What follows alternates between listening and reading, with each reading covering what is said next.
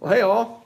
January 24th is going to be, among other things, first of all, it's going to be a connection day to growth groups.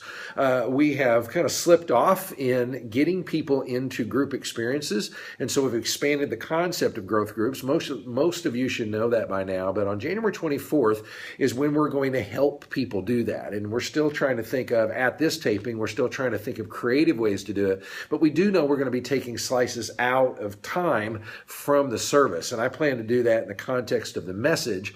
But the message is going to be based on, and the day is going to be based on 1 John chapter 4, beginning of verse 11. It says, "Dear friends, since God so loved us, we also ought to love one another.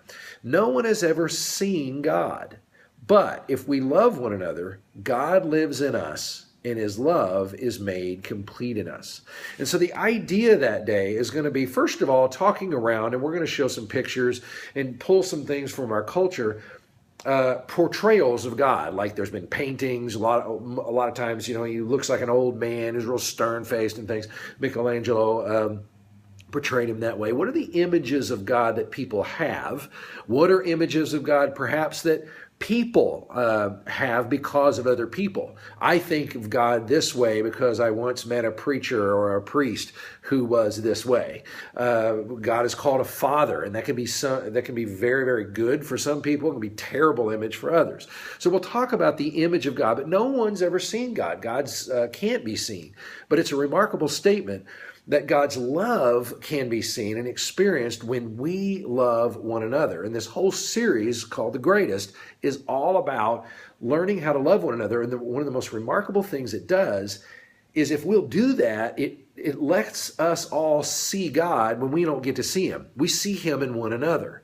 And so a great way for the worship teams to approach this, you could also join in on, here's the image of God that I had growing up. I thought he looked this way. I got this idea from a cartoon that I watched. Or it could be around a person as a positive or negative experience.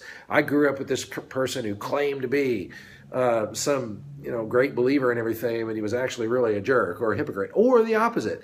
My grandma loved God so much, and she reflected God to me. Now, when I say these things, all I'm talking about are points that worship leaders can speak out of, the rest of the team could speak out of, or songs that bend that way towards a real image of God, seeing God alive in the world, but seeing God alive through how we love one another. And also, by the way, guys, we say we do life in teams, and worship teams are teams, and they're supposed to be expressing God's love to one another. We're supposed to see God in one another in the context of everything from the drummer to the tech person to the worship leader to lighting person, bass player even. They're a unit, and we're supposed to be reflecting God to each other. And so it may be a really good exercise before you ever lead worship on that day. Talk about the love among the team, and how can we reflect love for one another and for other people as a worship team? How can we actually care about the people more and think about, rather than just having an audience, having a room filled with individuals who are looking for love and want to witness it among you? And so it might be a great chance to really think about, are we seeing God? Here's another question.